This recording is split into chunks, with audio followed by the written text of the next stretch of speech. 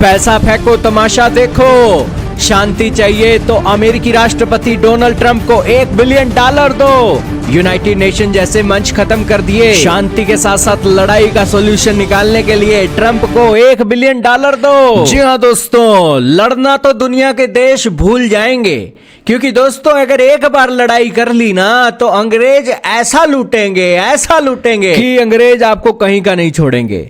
दोस्तों अमेरिकी राष्ट्रपति ने किसी देश को कॉलोनी कैसे बनाना है उसका मॉडल लॉन्च कर दिया है और उसको हेडलाइन दी है बोर्ड ऑफ पीस।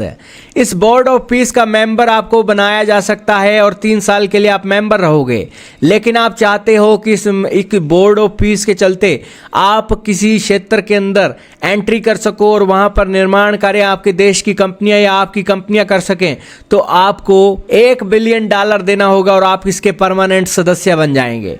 और ट्रंप ये अश्योर करेंगे कि उस पैसे से वो गाजा का पुनर्निर्माण करें और इसी के साथ कमाई का परसेंटेज लेकर उड़ जाएं।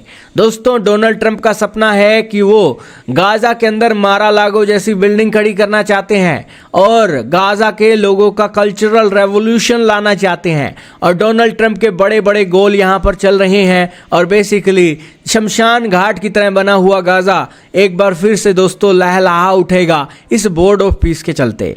ट्रंप ने 60 देशों को निमंत्रण दिया है, भारत सहित पाकिस्तान को भी निमंत्रण भेजा गया है, लेकिन हैरानी की बात तो यहां पर यह होगी कि कौन से देश $1 बिलियन फेंकेंगे गाजा के नाम पर।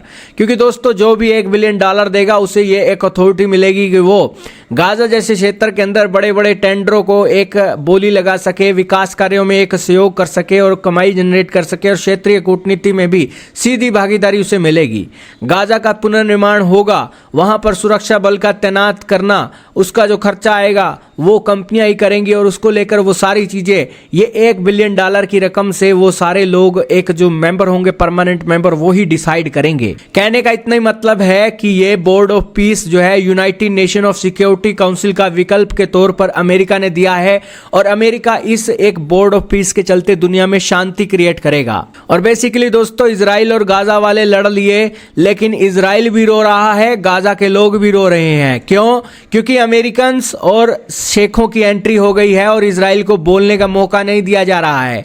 और इजराइल कह रहा है कि तुर्की को एंट्री मत दो, पाकिस्तान को एंट्री मत दो। अमेरिका कह रहा है चुप करके बैठ जा यहां पर, तूने जो करना था कर लिया, तहस नहस मचानी थी मचा दिया, अब क्या करना है ये मैं डिसाइड करूंगा, किसको एंट्री देनी है मैं डिसाइड करूंगा, किसका पैसा आएगा मैं डिसाइड करूंगा, ज्यादा चूचना करने की जरूरत नहीं है, इजराइल चुप करके बैठ जा।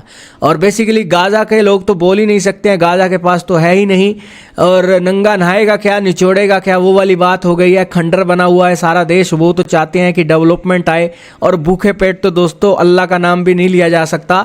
और वही चीजें आज गाजा के अंदर देखने को मिल रही है, वो तो दोस्तों नंगे हो चुके हैं। और कहने का मतलब यही है कि पहले अमेरिका ने इजराइल के थ्रू हथियार दिए और गाजा के अंदर तहस नहस करवाया, और अब इजराइल को कहा है कि किनारे लग जा, मैं मिडल ईस्ट के देशों से भी पैसा लूट लूं गाजा के नाम पर और हम मिल बैठकर यहाँ पर चीजों को खाएंगे। और गाजा के अंदर क्या करना है गाजा के लोगों का कोई हक नहीं बनता है, यहाँ पर अमेरिका और शेख ही डिसाइड करेंगे कि यहाँ पर क्या चलना है। और बेसिकली यही एक होने वाली बातें हैं और दुनिया के लिए संदेश है कि दो देश जब लड़ते हैं तो आपस में बैठकर ही मसले को सोल्व कर लो। अगर आप सोल्व नहीं करोगे तो दोनों देशों का ही घाटा है और तीसरे देश आपके देश में से मलाई छाप कर वो गए वाली बात हो जाएगी। और ट्रंप साहब तो आज ये कह रहे हैं कि भैया तुम्हारी लड़ाई है, तुमने लड़े हैं, तुमने लोग मारे हैं, हमारा कुछ नहीं जाता।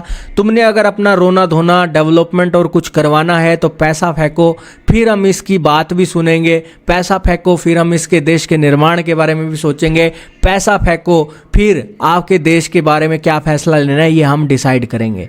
यानी कि डोनाल्ड ट्रंप कह रहे हैं कि भैया भाड़ में जाओ, तुम्हारी लड़ाई है, अब तुम पैसा दोगे तभी हम तुम्हारे लिए काम करेंगे, नहीं तो भाड़ में जाओ। नियम कानून भी दोस्तों खत्म है पैसे के आगे, मानवता इंसानियत भी खत्म है पैसे के आगे, और सिर्फ पैसा बचा है। पैसा है तो दोस्तों आपके लिए सारी मानवता भी आ जाएगी, इंसानियत भी आ जाएगी, सारी चीजें हो जाएंगी। लेकिन अगर आपके पास एक कीमती चीज पैसा नहीं है, डॉलर नहीं है, तो फिर आपको एक स्लेव की तरह ट्रीट किया जाएगा और गाजा के लोग स्लेव की तरह ट्रीट किए जाएंगे।